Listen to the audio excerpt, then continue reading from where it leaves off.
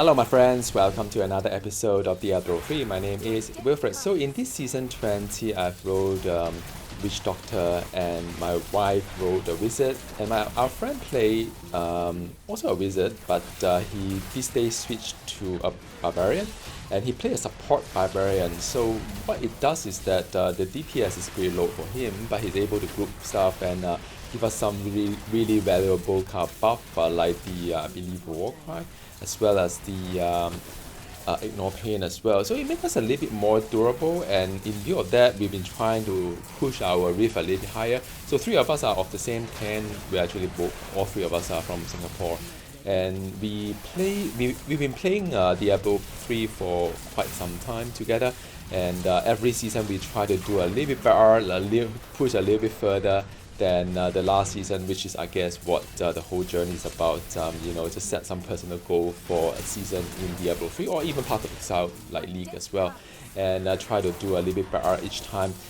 So thanks to this new set of the Mundunugu set for the Witch Doctor, the DPS wise is pretty solid. Just to put things into perspective, because what you're seeing here is our career best with a Rift 115, 2 clips for you guys, and then the third clip is my own personal first time try the 110, which I've never done 110 before ever in Diablo 3. So yeah, I mean, pretty excited on that. Again, put things in perspective, the gear I've got, in total there are 13 slots as you know in Diablo 3. I've got 10 Ancient already. The other 3 are pretty well rolled. I think it's quite hard to beat those 3 items, but at least 2 of them are quite hard to beat. I think the Compass Rose can still have some kind of luck to roll a better Compass Rose, but you know how Compass Rose goes. There's a lot of there are 4 affixes there, and normally it's very rarely you get all the right affixes for the Compass Rose. Set aside an Ancient as well, so I'm not too optimistic on that. So I think I could live with this build for a while. I managed to get some really good kind of rolls for some of the slot that's very hard to get, like the boots is the Captain Crimson boot. It's a crafted one. I've done quite a fair bit of bounty. I've got like 2 inventory full of boots. There's only 1 single kind of Ancient, and the Ancient is pretty alright. I mean, it's not the best kind of like a set of affixes I have, but I could live with that. It's just a pair of boots. And another one that I was really proud of, and I will do another video once I get to the end of the journey to show you my gear, is an offhand item. That offhand item is one of the hardest one to gamble for an Ancient, because there's so many affixes there, and even if you got almost all the affixes right, you want to roll a Spirit Barrage onto your offhand of the 15%. Really good luck for it, because the number of affixes is like more than a page long, and there's a range of 10 to 15 as well. So each time I can upgrade, not even Ancient, I'll spend like 1 billion gold just to roll something that is roll a Spirit Barrage, and if I can get 13%, I'm kind of happy. So I got an Ancient finally, offhand item, and I got like 15% of the Spirit Barrage, and I'm pretty happy about that. So yeah, I mean, you know, no complaint this season. The loot wise, it does come along. It took a little bit longer than my character, you know, in the past, but you know, like I said, sometimes you keep playing, the items will come. No primal Ancient usable for this character yet, but you can always keep trying and so on. So yeah, I mean, I'm hoping that I'll get a. I'm still rolling for the okay. The Ancient that I'm missing is the head item, the 2 rings. So these are the 3 slots that I'm missing. The head item, I've got all the. I mean, you know, I think I could get 1 Ancient before the end of the season. We shall see how that goes. And the Ring of Emptiness, I've got really nice roll on it. I got like crit hit damage, crit hit kind of chance at nearly max, plus the damage mitigation also near max. So I don't think there is a ring that I can beat it, unless I'm really into doing a lot of bounty, which, come on, I mean, I don't really enjoy bounty that much, to be honest. And I could live with that ring, because it just gives me, you know, more intelligence, I guess. But yeah, I mean, Compass Rose is another one that you know, if I could craft, maybe I craft a Compass Rose, because you know, even if it is non-Ancient, I may get a better version of it. So why not, right? So And the yeah, so that is probably my strategy right now. Use a blood shot to exchange for my head item. Use the bounty crafting. I hate bounty crafting for the compass rolls, and I leave the ring of emptiness as it is. Leave it to the god of RNG. If I got some decent count drop against those, yeah, I'm happy. But other than that, I'm not really improving my gear, so as to speak. I still have 3 ancient. As of this recording itself, I got 3 ancient haven't been augmented yet. So I'm working my way through it. Now that gold is not an issue, because previously I do want to conserve gold for rolling of the offhand, for example, because every time I roll something there is 1 billion gold. And although I have like 6 billion gold, but it's still, you don't know how much of it required to roll anything, because the gold is a limiting factor. Well, it's not a limiting factor, but gold is one of the limiting factors when it comes to crafting. So yeah, but now that my gear is almost there, so I don't foresee myself conserving gold anymore, I would say. Then I'll just go ahead, go crazy over the Rift kind of empower the Rift kind of thing. So yeah, my goal is to continue augmenting the ancient. So for this 115 with my friends, with the group as well, I've got 7 ancient items being augmented of the range of 85 and above. I think the highest one I've got is 100 at the time of recording. And then the clip on the 105, I got another ancient being augmented with the 110, I believe, rank. So as for solo wise, I'm pretty comfortable to do I think I can do 110 so far. I mean, all this recording or even not recorded, there's been no defeat. Although sometimes it does pop the spirit vessel, which is sort of like a defeat, but it's not, in the sense you got a passive that save you, resurrect you once you get one mistake here and there.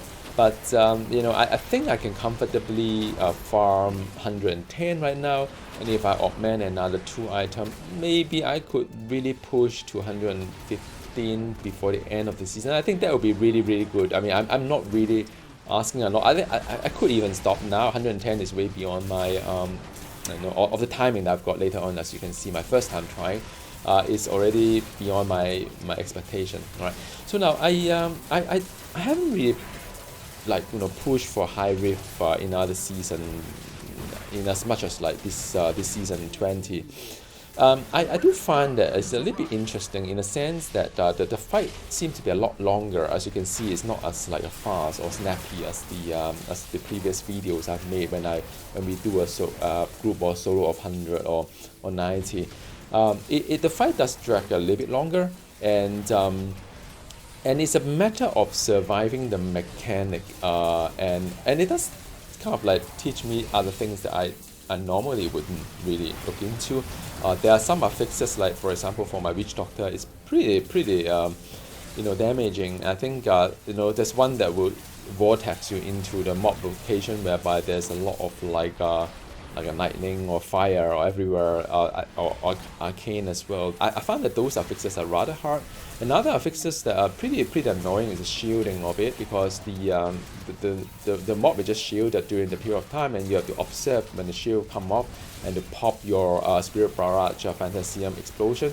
And so there is a little bit of observation that I'm still trying to get my timing right, so as to see like when is it not immune to damage. So that is pretty annoying. The illusion is also pretty annoying as well, because it keeps splitting up into multiple copies of itself. Yeah. So by the way, my defense is pretty good though for this witch doctor. I've got about 800,000 health, so it's pretty good health of it. Not that I by design, it's just one of those things that I keep rolling and you got some of the vitality. But I mean, it does help when you're a little bit more tanky, and I think the DPS is pretty decent as well for this for this witch doctor. So yeah, I mean, I'm happy so far with the whole setup. I always enjoy no defeat kind of gameplay with a pretty decent kind of damage. It's not like a one shot everything, and like glass cannon is definitely not a glass cannon build. But I thoroughly enjoyed this season's witch doctor. I think that though, looking back, when I play a necromancer, I think necromancer is probably one of the hardest class to play in Diablo 3 right now. It is one of those classes that will teach you a lot on what to avoid and what not to stand on to, because after playing Necromancer for higher Rift, I kind of learned the mechanic a lot better, like, you know, some of the lightning strike above, some of this like even the melee attack from some of the mobs, you know, can just one-shot the Necromancer. So I think through that journey, although I didn't enjoy the glass cannon build a lot, it does prepare me to be a little bit more observant on where to stand, how to avoid things. But I'll just stop there because I don't really want to oversell the whole Necromancer thing. I think it's a good training ground, I would say. Train me to kind of better observant on where things are. And next season, season 21 though, by the way, we know that the Necromancer is going to have a new set, and for that, I mean, that would be pretty cool. I mean, you know, I really want to play Necromancer. Just that I don't enjoy the whole you know, the whole entire fragile kind of like a setup, glass cannon setup of the Necromancer. So I'm very excited to see what Blizzard can do with the Necromancer class. I can't really guess what kind of ability they're going to have into the set. I kind of liked a bit of like, I think a Thorn kind of a proper Thorn kind of setup. Although you could argue that, you know, currently there's LD or LN build that you could use a Thorn build as well, but it's just not quite the same because you know, like you can play a Crusader, the Invoker, that is a Thorn, proper Thorn build. That would be a lot more fun, a lot more easier to gear, I would say, compared to say trying to do LON or LD, trying to roll all these secondary affixes on the Thorn. It's so painful. So yeah, I mean, we'll see. I mean, we'll see what Blizzard can do with the Necromancer, or make the Necromancer a really, like, you know, like a pet class that you could do a lot of pets like Golem and so on, and everything else. I don't know. I mean, you know, or make some fun thing out of it. But yeah, I mean, I have a lot of hope for the Necromancer next season. Can't wait for that. But meanwhile, this season is not hasn't been ended yet. I'm still pushing and higher and higher. Our group also, I think their eyes are on to 120. That really depends on a couple of factors. I mean, I think I'm kind of at the limit of what I can do. I can augment 2 more items, and I could get 1 more, perhaps ancient, that will have 1 more items to augment, but that's about it. I'm kind of at the limit of what I can do, and the contribution to the group as well. So I'm hoping that my wife can also, by the way, she can do 107 solo, so it's pretty decent as well. But I'm hoping that my wife can go a little bit, you know, gear a little bit harder. I think she's right now having like 2 ancient augmented, if not 3, I can't remember. It's still a long way to go for her. But once she get her DPS up, I think the whole thing will be a lot easier to. I mean, you know, I think 120 could be you know, reality, and we all try to, you know, get to that as well. All of us pushing for it. I think our friend Dupe also been really you know, helpful in gearing his support bar, because, you know, as a support bar, you don't really get to kill anything. You got the group stuff and tank stuff, and that's about it.